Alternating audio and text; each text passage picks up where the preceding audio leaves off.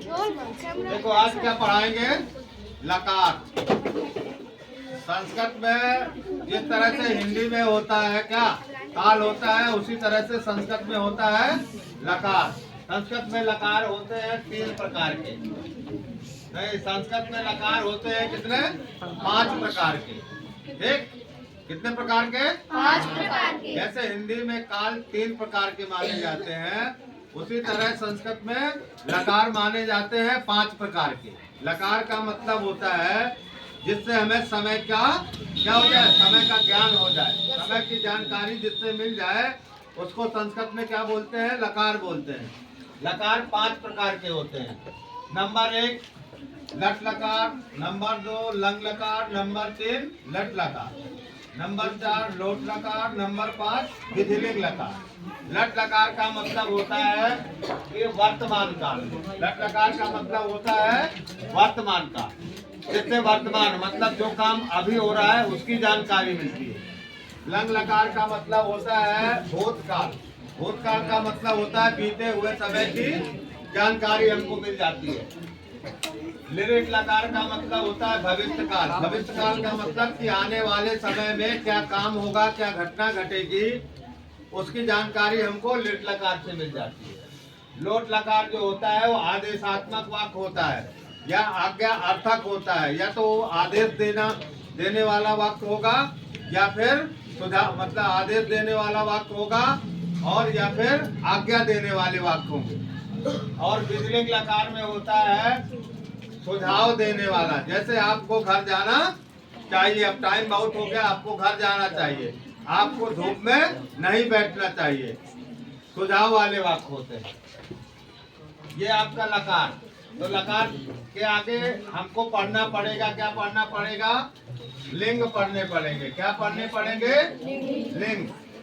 तो लिंग आपके 3 होते हैं संस्कृत में, पुल्लिंग, स्त्रीलिंग, नपुंसक लिंग। अब लिंग होता क्या है? मतलब जिससे हमें स्त्री पुरुष का ज्ञान हो जाए, जिससे हमें नर मादा का ज्ञान हो जाए। कि जैसे आप हमको ले लीजिए तो हम क्या है? हम नर हैं। जैसे कोई औरत होती है वो मादा कहलाती है। जैसे बकरी हो जाए वो मादा हो जाएगी, बकरा हो जाए वो नर कहलाएगा। ठीक, तो जिससे हमें नर मादा का ज्ञान हो जाता है उसे हम क्या कहते हैं? लिंग कहते हैं। लिंग होते हैं 3 प्रकार के। पहला लिंग आपका होता है पुल्लिंग होता है। क्या होता है? पुल्लिंग। पुल्लिंग से नर का ज्ञान हो जाता है। पुल्लिंग से किसका ज्ञान होता है? नर जाति का ज्ञान हो जाता है। स्त्रीलिंग से हमें स्त्री जाति का ज्ञान हो जाता है, मादा। यानी नर से हमें नर जाति का ज्ञान होता है, स्त्रीलिंग से हमें स्त्री जाति का ज्ञान हो जाता है। नपुंसक लिंग जो होता है इससे हमें सभी निर्जीव वस्तुओं का ज्ञान होता है। नपुंसक लिंग से सभी निर्जीवों का ज्ञान होता है। जितने भी निर्जीव वस्तुएं होंगी उनका ज्ञान हो जाएगा। ठीक, इसके बाद हमें संस्कृत में पढ़ना पड़ेगा वचन। वचन का मतलब होता है जिससे हमें संख्या की जानकारी मिल जाए कि संख्या 1 है, 2 है, या फिर 2 से अधिक है। अगर संख्या 1 है तो एक वचन मानी जाती है। अगर संख्या 2 है, कोई चीज संख्या में 2 है तो 2 वचन माना जाता है। और जब संस्कृत में 2 से अधिक की बात की जाएगी तो वो आपका क्या हो जाएगा? बहुवचन हो जाएगा। ठीक, तो इस तरह ये एक वचन, द्विवचन और बहुवचन। तो वचन 3 प्रकार के होते हैं संस्कृत में। एक वचन से 1 की संख्या का ज्ञान होता है, और द्विवचन से 2 की संख्या का ज्ञान होता है, और बहुवचन से 2 से अधिक की संख्या का ज्ञान होता हो वो बहुवचन होता है। ठीक, इसके बाद हमें संस्कृत का अनुवाद करने के लिए हमें सीखना पड़ेगा क्या? पुरुष का भी ज्ञान होना चाहिए। जैसे इंग्लिश में पुरुष पढ़ाए होंगे, इंग्लिश में पुरुष मतलब पर्सन पढ़ाए होंगे, तो इसी तरह संस्कृत में हमें पुरुष पढ़ना पड़ेगा। पुरुष होते हैं 3 प्रकार के, प्रथम पुरुष, मध्यम पुरुष, उत्तम पुरुष। देखिए प्रथम पुरुष क्या होता है? जो बात शुरू करता है, क्या जो बात शुरू करते हैं वो प्रथम पुरुष माना जाता है।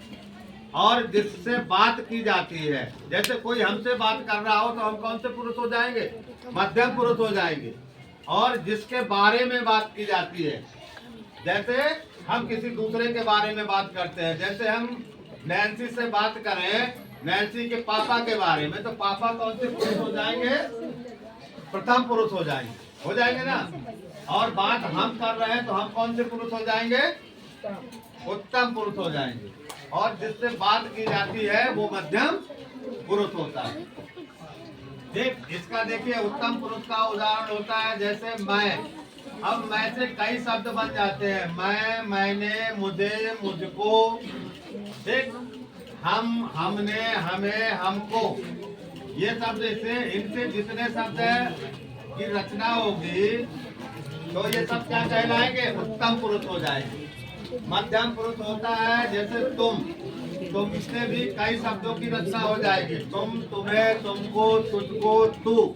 ये सब क्या होते हैं?